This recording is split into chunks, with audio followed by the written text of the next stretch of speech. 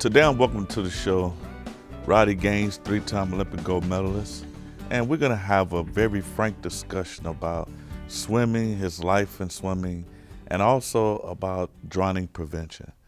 So let me begin by asking the first question. What made you be involved in swimming? What attracted you to the sport at a young age? Well, Doc, I think, growing up in Florida, water is part of the fabric of our community. I mean, we're surrounded by water in every single capacity. And growing up in Winter Haven, Florida, which is, I think, 75% water, we've got so many lakes there, it was just a natural thing to be around water. My parents water skied for Cypress Gardens. We lived on a lake. So I learned how to swim when I was 9 months old. I didn't start swimming competitively, though, until I was 17. I was in high school when I started, and it was just on a whim. I think I kind of took the water for granted as a recreational sport, never thought of it as a competitive sport. But when I got to high school, I decided to try out for my high school swim team. So I'm curious. When did you realize that you were going to be great and you were destined for something? I think, well, one of the reasons why I started swimming was because I failed in 5 other sports. So I went out for football, baseball, basketball, golf, and tennis. I got cut in each one. I don't know about your high school, but mine, if you weren't good enough, you got cut. But when I started swimming, and I know this sounds kind of corny, but the day I started swimming was the day that I started dreaming about going to the Olympics. Now, did I really think I was going to go? No, but that's the day I started because I realized I found my passion. Now, getting back to that specific question, when did I really realize that I had something special, that I had this gift? I think after about a year, I started realizing that, wow, maybe this crazy dream that I have could really take place. By the end of my senior year in high school, I was the 5th fastest swimmer in the country, in high school, 5th fastest high school swimmer in the country, which was only after a year of swimming, and things started progressing pretty fast. I got a scholarship to Auburn, and from there on, my dreams started really starting to take shape. People probably thought you were natural. They think athletes today just wake up and they're automatically born to be great. But what they don't realize is the effort that you put in behind the scenes. Talk to us about that and what would inspire other kids about the work ethic. Well, the work ethic is all relative. I mean, I can't imagine the work that you put in to be where you're at today. It takes a tremendous amount of dedication and commitment, and it was no different for me as a swimmer. I swam 6 hours a day, 6 days a week, and I did it for 8 straight years. I averaged about 8 to 10 miles of swimming every single day. So yes, it's not a sport for the faint of heart, but I think anything you love and anything that has value, it's going to take a lot of hard work and it's going to take a lot of dedication. So it was no different for me being a swimmer. And I feel bad because right about now I got a 10-second swim. That might get me halfway to the pool. Like I said, I can't run, dude. I may make 100 yards and I'm already tired. So it's all relative. It's just that the water is part of who I am. I feel more comfortable, I know this really sounds corny, but I feel more comfortable in the water than I do on land. So I'm going to switch subjects a little bit because I feel kind of bad that I learned how to swim later in life. Yeah. And I learned how to swim in high school. And I would tell a funny story. I was in the pool one day and I swam fast because I was scared to drown.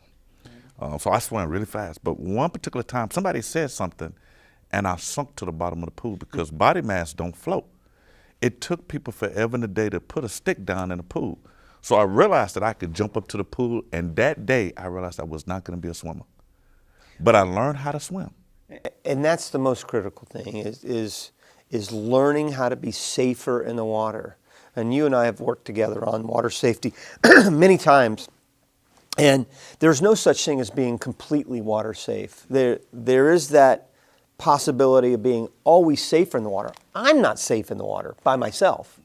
So that's one of the first things I always try to tell people is never swim by yourself, especially children. Never, ever, ever swim by yourself. That's the one message I want to get across right now today. And then the second thing is take swim lessons, right? So I know you did a video recently with Ludacris. Yeah. And a lot of people don't know who Ludacris is. I mean, he's an actor, he's a little old rapper. school, isn't he? He's a little old school. So what brought the entity together? Well, the USA Swimming Foundation has been a big advocate of water safety, obviously. They raise money. They're the philanthropic arm to USA Swimming, which is the governing body of our sport. And we travel across the country doing a Make a Splash program, which introduces water safety to communities. And Ludacris was part of our mission to help introduce that water safety message to Atlanta, which is his hometown.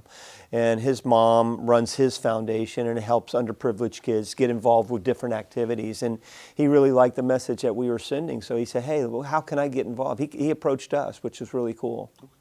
So let's switch a little bit to drowning prevention. We have talked a lot about, safety in the water, but drowning prevention and why are you such an advocate in that category? Well, it drives me crazy, Doc, and you see it, and you've seen it in your career, obviously, when a child drowns, or even sometimes worse when you have a near drowning, which can affect a family as much or more than a regular drowning. So, and the reason why it drives me crazy is we found the cure. And the cure is swim lessons. It's been proven that if you take swim lessons, it reduces that risk of drowning by almost 90%. So it's not 100% given, but most likely if he could just take that swim lesson, it can prevent that drowning, or near drowning anyway. And especially in the African American community, where they are three times more likely to drown than a Caucasian child. 70% of African Americans don't know how to swim. And a lot of it is generational fear. That fear is passed down from generation to generation. It's also access. So fortunately, I work, as you know, for the Central Florida YMCA, and we have 30 pools across Central Florida. And that's one of the messages I'm trying to get out is, please put your child in swim lessons. It can be the difference between life and death, especially here in Florida. If we lived in Montana, we wouldn't be having this conversation. But we live in a state where we're surrounded by water. Yeah, we'd be running from land and ranchers Right. and farming. Right, exactly. So you're about to go overseas and to Brazil, to the Olympics. I mean, we had the Olympic trials, but you're about to actually go to Brazil. I know, get to go to Rio. And there's a lot of fear There is. around Zika. Yep. So tell me a little bit about what are you going to do personally to prevent? Well, this will be my 9th straight Olympics, my 7th for broadcasting, and I'm excited about that. And every single Olympics I've been to, there's always doom and gloom predicted for each one that I've ever been to. Whether it's crime or pollution or logistics or whether the Olympics is actually ready to go, it's always something. Now, we've never had the Zika, but my feeling, this is just my opinion, everything will be just fine. We're going to take all the necessary precautions. The IOC, the USOC is certainly going to help protect its athletes.